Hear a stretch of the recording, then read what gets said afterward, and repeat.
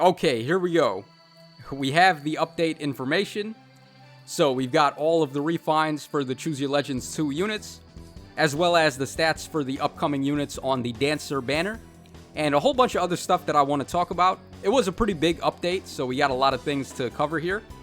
And I apologize right now for the late coverage on all this, because your boy was taking a bit of a nap there. I was sleeping on the job, I guess. But we are here now, and we are going to go ahead and just start things off with the refines, because I think that's what most people are interested in. Alright, let's start things off with the Royal Sword. So, Celica's weapon grants speed up 3 if unit initiates combat or is within 2 spaces of an ally. Grants special cooldown charge +1 to unit per unit's attack. Okay. Now, if I'm not mistaken, they added the if unit initiates combat part. I don't believe that was part of her original weapon description. So they did give her a little bit of a tweak there. That is nice because that means she can just go ahead and play her phase and not have to worry about being close to any of her allies. And of course, the special cooldown charge +1 is going to be very useful. It's a very versatile effect as well. You can use this on the player phase or the enemy phase. And either if she's initiating combat for the player phase or within 2 spaces of an ally on the enemy phase, she's pretty much going to be able to make use of the special ramping there. So very good stuff so far. At the start of combat, if unit's HP is above or equal to 25%, grants all stats +5 during combat. And also after combat, grants special cooldown count -1 and restores 7 HP. Okay. Obviously, that 7 HP recovery is meant to mitigate the chip damage you take from Double Lion. That's very good, of course. I mean, Double Lion is still one of the best B-slot skills in the game, but it does have that annoying restriction where you got to be on full health to activate it, and it causes chip damage. So this is going to be a nice little way to fix that and not have to worry about not being able to use Double Lion. Just being able to do a quad attack is very powerful, especially with a weapon that gives you special cooldown charging and all stats +5. So really sick combo there. And another thing, the -1 special cooldown count after combat, that's very similar to what Yarn does. So if I'm not mistaken, even if the foes have a Pulse Smoke effect on them, this Celica should still be able to activate Gale Force.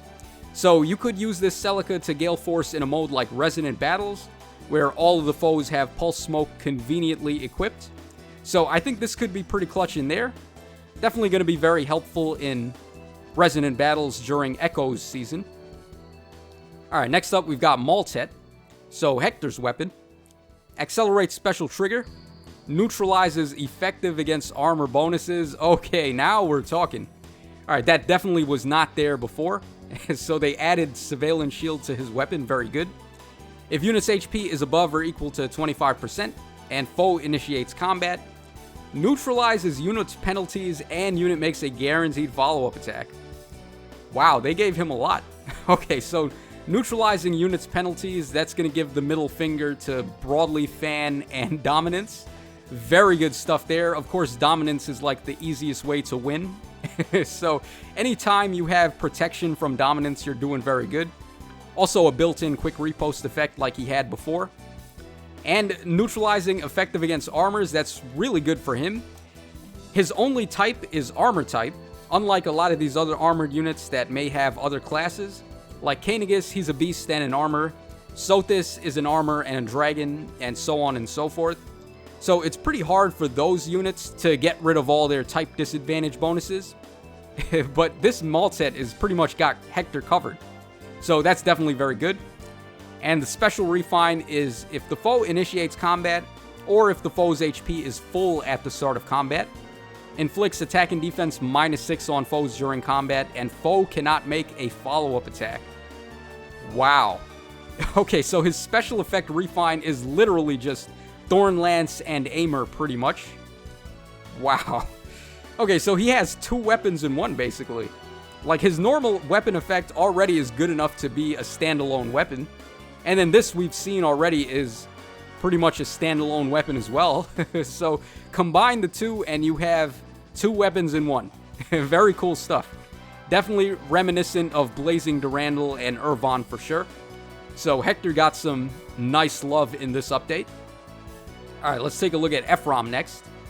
So, Garm grants attack up 3. If a bonus is active on the unit makes a guaranteed follow-up attack, and neutralizes effects that prevent units' follow-up attacks. Okay, so I believe they took away the phase restriction on this. If I'm not mistaken, before this was only a player phase thing. But now he can do this guaranteed follow-up attack regardless of player phase or enemy phase. That's very nice. I like the versatility there. And also he can prevent skills that may stop his follow-up. So stuff like Wary Fighter or like we saw right here, Thorn Lance effect. Pretty much not going to matter to Garm anymore. So this is really nice. I like this update a lot. And the special effect refine is at the start of combat, if unit's HP is above 25%, grants all stats plus 5 during combat. And also if unit deals damage to foe during combat, restores 7 HP to unit per attack pretty much, and triggers even if 0 damage is dealt. So it's Legendary Salif's weapon effect, and you all know how really potent this seemingly low 7 HP heal actually is, especially when you're able to hit the foes twice and they can't do anything to stop it. So he's always recovering 14 HP in combat. He's getting all stats up 5. This is really good. This is a really nice refine for Ephraim here. So really nice so far, and we're going to finish off with Veronica. So, foe cannot counterattack.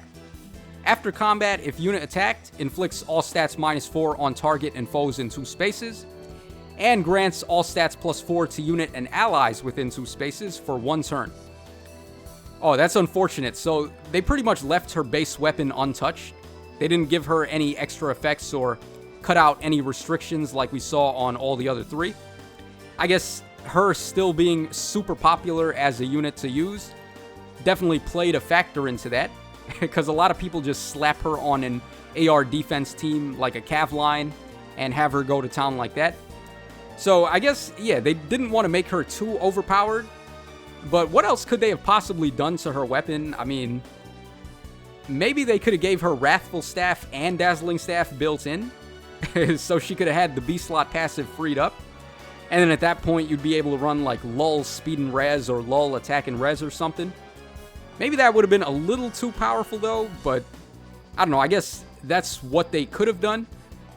And her special effect refine grants attack and speed plus 3 to allies in 3 spaces during combat, while also inflicting defense and res minus 3 on foes that are within 3 spaces of combat. Okay, so it's a support style weapon refine there. I'm not really sure how this is going to help Veronica herself. She is going to benefit from the defense and res minus 3. But unfortunately, she can't gain the attack and speed plus 3, which totally would have helped her out, of course. Staff units are in a very strange spot where they can't really have a B-slot passive if they're stuck with the Razzle Dazzle combo, and they can't really have too many A-slot passives either. They are very limited in what they can run. So having a guaranteed attack and speed up 3 for her, like Brave Camilla has, I think would have been nice. But she got a little bit shafted here. Not a big deal, though. I mean, let's be honest here. Does Veronica really need to be that much more strong? She's already very good. It's definitely the other 3 that needed the refine love, so I'm glad that they were able to get it. And I think Hector probably wins out overall. I do like Celica and Ephraim's refines, though, so let me know in the comment section down below, guys. Which of the new refines is your favorite? Which of the units do you think won the refine lottery? And, of course, which one do you think lost it? And I think it's pretty unanimous that Veronica didn't really gain too much. Alright, let's move on to the stats for the new units. And I'm going to go ahead and bring up the calculator so we can go ahead and do a BST check here. Now, we knew the BST for Sigurd and Deirdre from the trailer yesterday, but I was kind of off the ball in that video and I didn't notice that they had their stats right in front of my face. So let's just go ahead and cover that right now. So they have 38 HP, 38 attack, 18 speed, 16 defense, and 37 res for a total of 147. That is abysmal. Like, let's be honest. 147 BST, I don't care if you're a ranged cavalry or not, or a dancer or whatever. That's a pretty bad BST. So all of his stat points are pretty much pumped into attack and res. Speed, defense, and HP are all abysmal. So this is a min-maxed unit if ever I saw one. Now, of course, his weapon effect is giving him a 50% damage reduction from tome attacks, as well as AoE specials. So him having a really good res stat is pretty much all he needs, I guess, to be defensively safe. And of course, having a high attack stat is going to help him deal damage. So attack and res, pretty much all the stats that he needed. But it is very laughable looking at the rest of his stats, though. And I'm pretty sure he is going to get the 185 BST boost from having a duo skill. It wasn't really confirmed, I don't think, but I'd be scratching my head, honestly, if they didn't give it to him, because that's only going to hurt sales for this unit. I'm sure they want people to wail out and try to use this guy in arena mode. He is going to be the highest scoring dance unit right now if he's able to be at plus 10 and have the duo BST raise. So definitely some things to consider there. Alright, let's move on to Quan next. So Quan's got 40 HP. He's got 41 attack, 20 speed, 36 defense, and 20 res for a grand total of 157. That's a little bit better than Sigurd, I would say. But still not really the best for a ranged flyer at this point. We all know that dancing units get a little bit shafted on BST. I'm not really sure why. I don't think it would break the game if a dancer had a regular BST, but I guess that's not my decision to make. But honestly, I don't really think this guy is going to be all that useful. He's pretty much focused on attack and defense, and his speed and res are pretty low. So he does have very exploitable weaknesses there. You're going to be able to double attack him pretty easily and kill him with magic. Also, he has to run Io's Shield if you want to run him as a bait option. So just all these things put together really hurt the usability of this Quan. Alright, let's move on to Lachesis next. Now, Lachesis is the 4-star demote, so hopefully she has some good stuff going on. Alright, we got 37 HP, 37 attack, 27 speed, 19 defense, and 37 res. Alright, for another grand total of 157 BST. It's going to be pretty easy to merge up and get a plus 10 Lachesis if you like her as a character and you really want to. But is this Lachesis going to be worth summoning for? I'm not really sure. She does have air orders for fodder, which is going to be very nice, especially if your defense team is a flyer ball setup for Aether Raids. Otherwise, though, I mean, stat-wise, she doesn't seem like she has the craziest stat line. Very low defense and weak to bows. That's not going to do her any justice. She's not really all that fast either. 27 base speed. Definitely going to hurt her chances as a player phase option. She does have a Titanic res stat, though. So you could give her Temari and have her just support your other units with debuffing the foes. So I think that could be the best use for her. Alright, let's move on to Ethlyn up next. Alright, Ethlyn's got 37 HP, 36 attack, 41 speed, 16 defense, and 28 res for a total of 158. Oh man, they gave Ethlyn everything, right? Because she has ARD attack and speed, she's got joint drive speed, and she's got 1 point higher on BST than the other two. And also, in my opinion, she's got the best artwork as well. So Ethlyn came out on top pretty much on this batch. Her attack and speed combo is also very solid, so she's going to make a fine player phase option. Definitely not a bad unit to use if you want to player phase with a flying dagger type.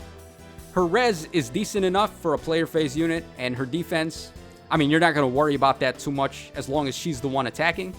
So I think Ethlyn is probably the best unit to summon on the banner, of course besides Sigurd and Deirdre. And finally, we have the Tempest Trial prize unit. So Eldigan over here, 43 HP, 38 attack, 26 speed, 37 defense, and 18 res for a total of 162.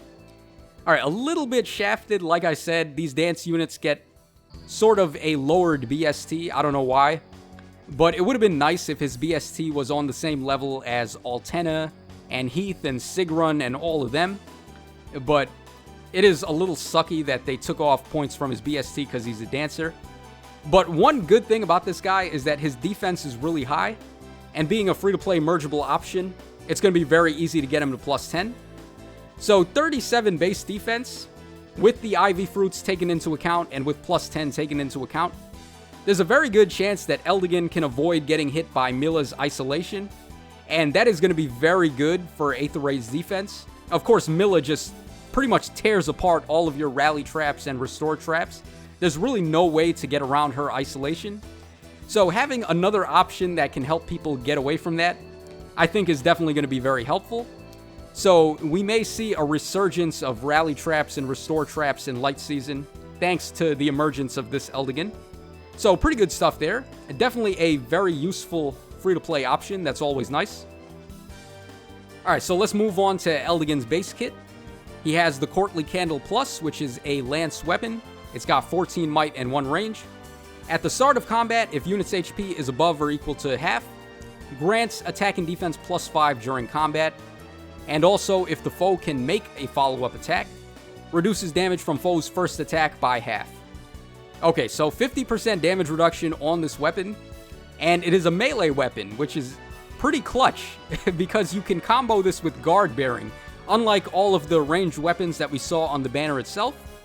So, low-key, the Tempest Trial free unit actually came out on top, I would say, compared to all the banner units, besides, of course, the duo hero. So, this is really nice for them to give us such a good free unit as an option. And if you give this guy guard bearing, I am pretty positive that it's going to stack with this damage reduction effect.